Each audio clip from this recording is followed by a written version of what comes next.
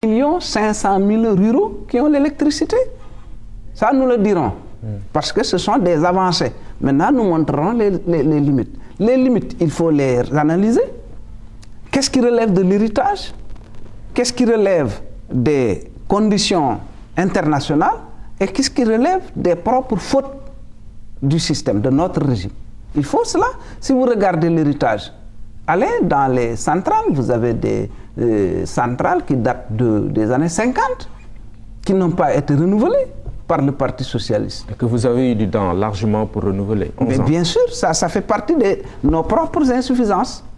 Le baril de pétrole, qui était à moins de $30 quand Wade venait aux affaires, est allé en 2008 jusqu'à presque $150, multiplié par combien? 500% de taux de progression, etc. Donc, il faut mettre tout ça ensemble pour bien voir quel est le point de vue juste qu'il faut avoir sur cette question. Ensuite, nous avons adopté un plan TACAL sur l'énergie.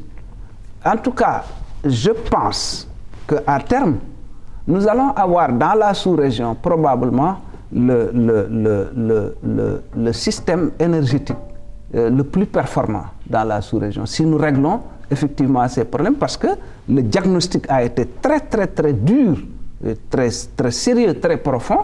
Bon, les solutions sont en train d'être apportées. Pourquoi la Banque africaine de développement, la Banque mondiale, l'Agence française de développement et d'autres structures mettent des dizaines de milliards de francs CFA sur ce plan? Vous croyez que s'il n'était pas fiable, on ne l'aurait pas fait?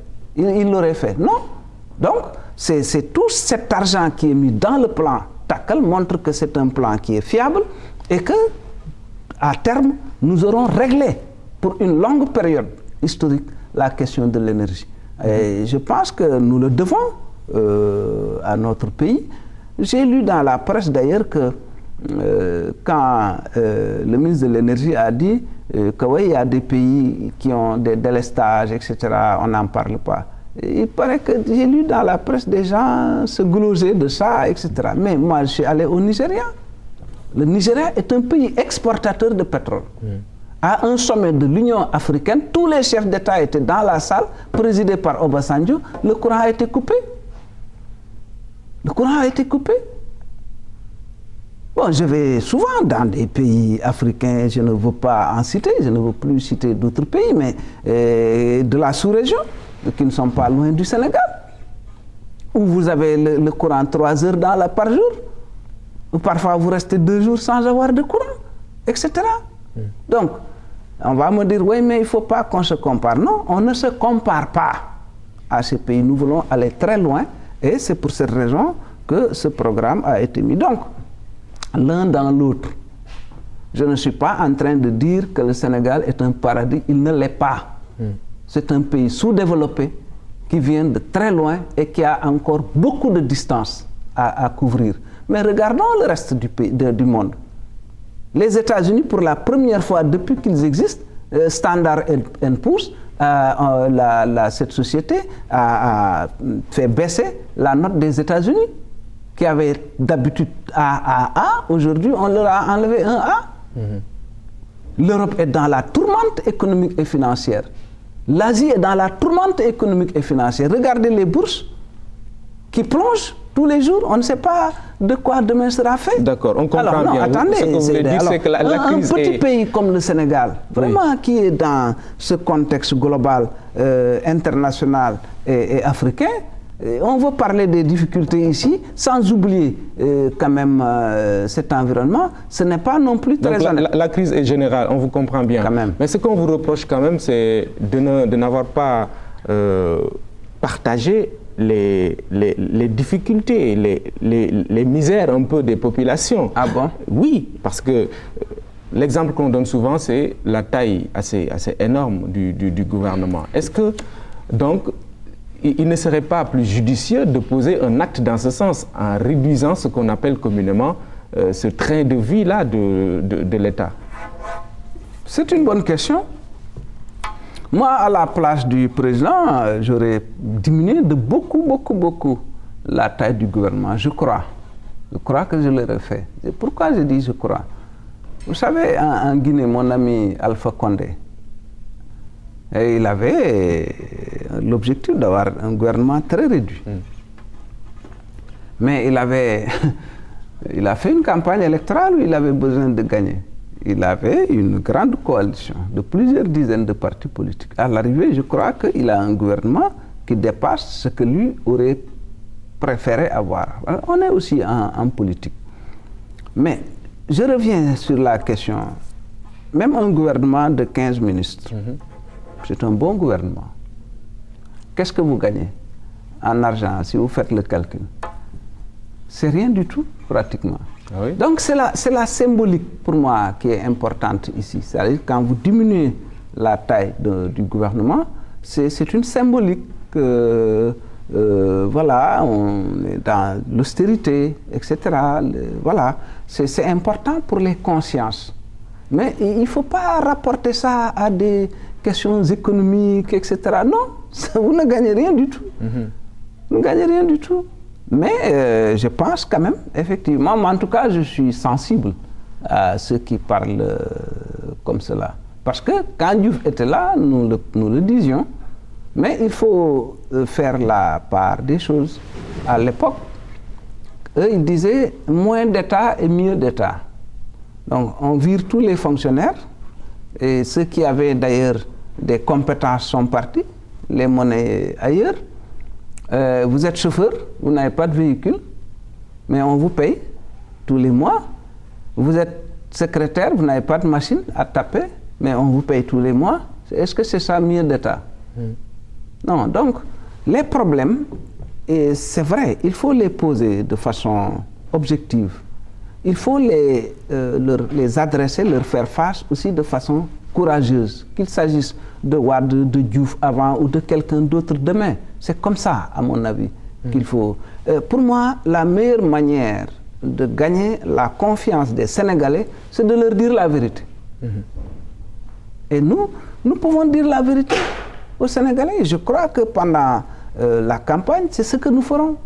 Leur dire la vérité. Ce que nous avons pu faire, n'est-ce pas? Où est-ce que nous avons pu amener le pays en termes de réalisation?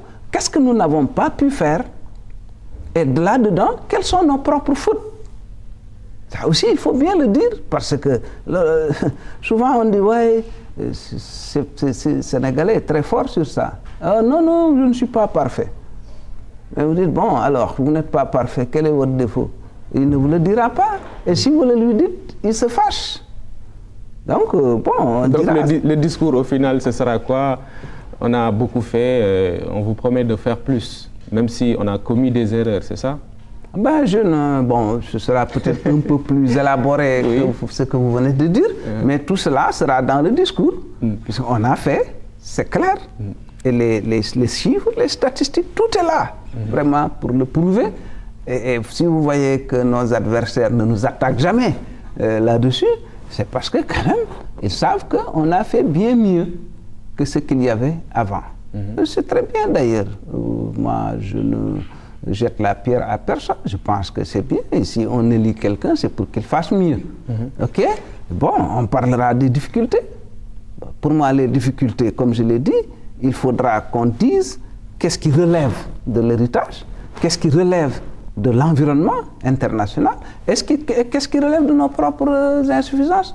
Maintenant, comment nous allons faire face, comment nous allons corriger nos propres insuffisances, comment nous allons pouvoir faire face à des difficultés qui ne relèvent pas de notre volonté, quand le baril de pétrole augmente de 500%, alors qu'on n'est pas producteur de pétrole, et ça, ce n'est pas notre faute.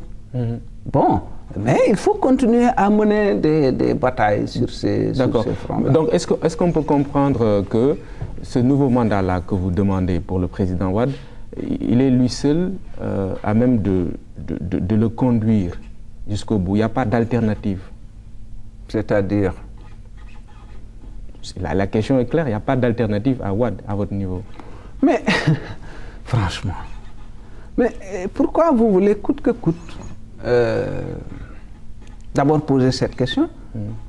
et avoir une réponse. Et il faut quand même dans la vie être optimiste.